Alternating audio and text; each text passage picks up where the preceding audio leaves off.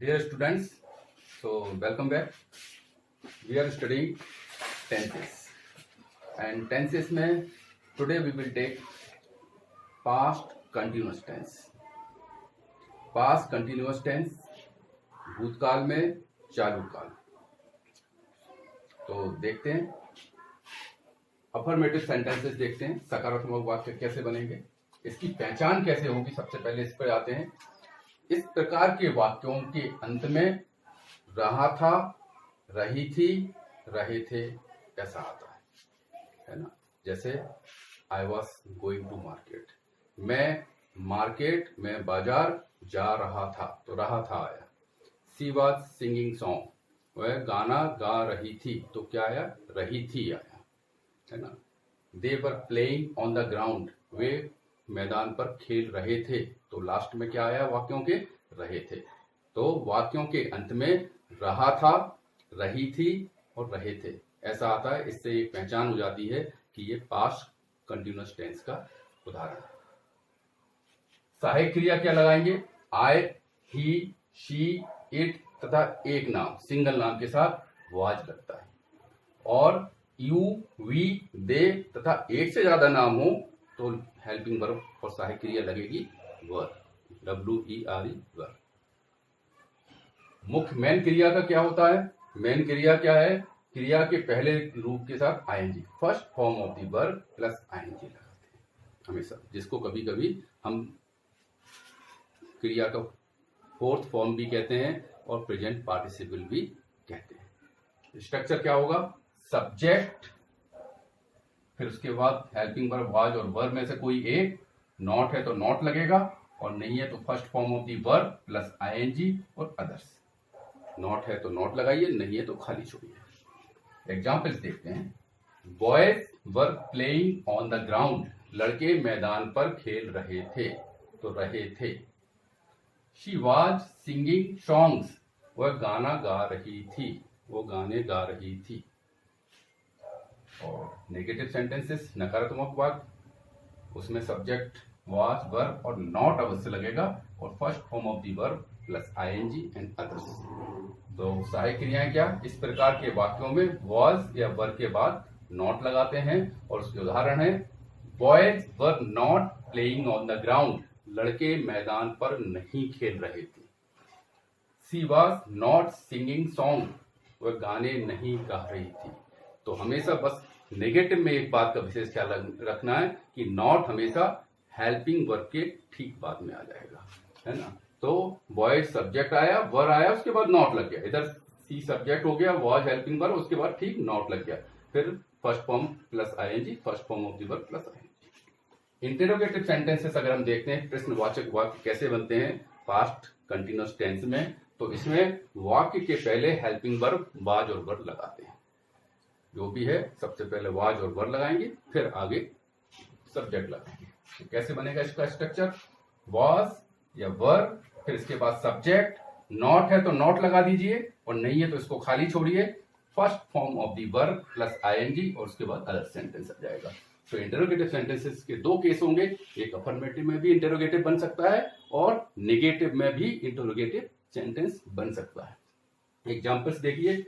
Were boys playing on the ground, क्या लड़के मैदान पर खेल रहे थे, तो ये अफर्मेटिव केस हो गया. और इसमें ही अगर नेगेटिव लगा देते हैं तो नेगेटिव सब्जेक्ट के बाद जाएगा. Were boys not playing on the ground, क्या लड़के मैदान पर नहीं खेल रहे थे. तो दोनों केस हो गए इसके, अफर्मेटिव एंड नेगेटिव. सकारात्मक वाक्य भी बन गया और नकारात्मक वाक्य भी बन गया. नेक्स्ट देखिए, वाज सी सिंगिंग सॉन्ग्स, क्या वह गाने गा रही थी.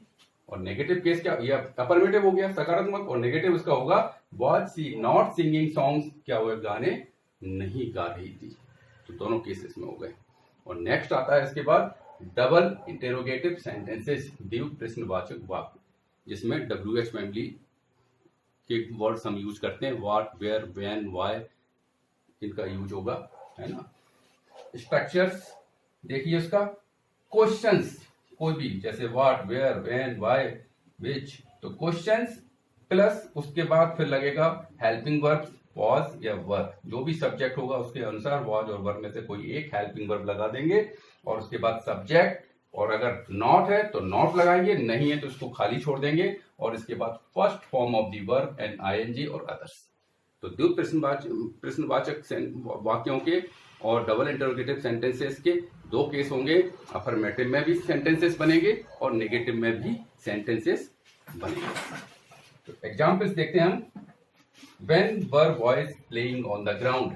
लड़के मैदान पर कब खेल रहे थे? तो ये केस हो गया अफर्मेटिव का, सकारात्मक का। उसका नेगेटिव कैसे बनेगा? When were boys not playing on the ground? लड़के मैदान पर कब नहीं खेल रहे थे? तो ये हो गया केस नेगेटिव का। Where was she singing songs? वह गाने कहाँ गा रही थी? अफर्मेटिव सेंटेंस, क्वेश्चन का क्वेश्चन बना रहे हैं हम अफर्मेटिव का। और Where was she not singing songs? और गाने कहाँ नहीं गा रही थी। Next one more. Why was Ram writing notes? Ram notes क्यों लिख रहा था? ये अफर्मेटिव केस में क्वेश्चन बन गया। और Why was not Ram writing notes? Ram notes क्यों नहीं लिख रहा था? ये नेगेटिव में भी क्वेश्चन बन गया। तो इस तरह से हम पास्ट कंटिन्यूअस टेंसेस को अच्छी तरह से पढ़ सकते हैं डिटेल में। इसके मैंने चारों केसेस बता दिए हैं।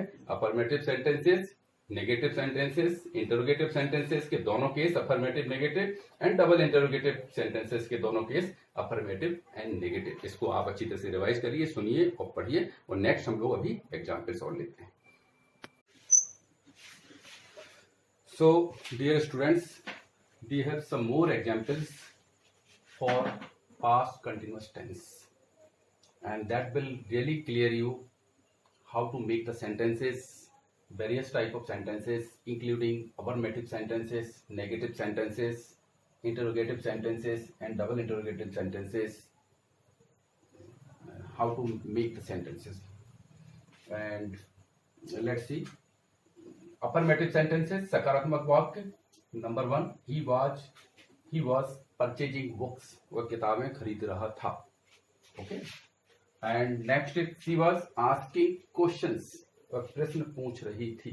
सो दीज आर अफर्मेटिव सकारात्मक वाक्य, affirmative sentences. They were fighting with each other, वे एक दूसरे से झगड़ा कर रहे थे। तो सभी वाक्यों में आप देखिए रहा था, रही थी, रहे थे, कंटिन्यूअसली यही आ रहा। आप देखिए ये रहा था आ गया, ये रही थी आया और ये रहे थे आ गया। सो इससे हमें अंदाजा लग जाता है कि ये टेंस पास्ट कंटिन्यूअस टेंस का है। Shyam was taking his dinner, Shyam उसका भोजन कर रहा था। Now come to the negative side of this, negative sentences, नकारात्मक वाक्य। We were not going with him, हम उसके साथ नहीं जा रहे थे। तो नॉट हमेशा कहाँ लग रहा है ये जरूर ध्यान देते जाइए। देखिए हेल्पिंग वर्ब थी, वर्ब के बाद नॉट लगा है ना। तो we were not going with him, हम उसके साथ नहीं जा रहे थे। Next, Ravi was shouting in the class, Ravi class में चिल्ला रहा था। तो इसमें देखिए रवि वाज चिल्ला रहा था, उसका नेगेटिव बनाना है। तो रवि वाज नॉट लगा देते हैं। Ravi was not shouting in the class, Ravi class में नहीं चिल्ला रहा था। नेगेटिव बना रहे हैं तो नहीं चिल्ला रहा था। देखिए नॉट लगा है वाज के बाद, और शाउट इज वर्ब चिल्लाना, तो शाउटिंग हो गया। They were not travelling by train, वे रेलगाड़ी से यात्रा नहीं कर रहे थे। नहीं, दे वर नॉट लगा देते हैं। They were not travelling by train, वे रेलगाड़ी से यात्रा नहीं कर रहे थे। I was not learning English by videos, मैं वीडियो से इंग्लिश नहीं सीख रहा था, मैं वीडियो के द्वारा अंग्रेजी नहीं सीख रहा था। तो ऐसे ये मैंने लिखा बाद में, तो सो दैट और it will be more clear to you कि हेल्पिंग वर्ब के बाद नॉट लगाना है। Were not, was not, was not. Now come to the interrogative sentences, प्रश्नवाचक वाक्य। Was he writing an English book?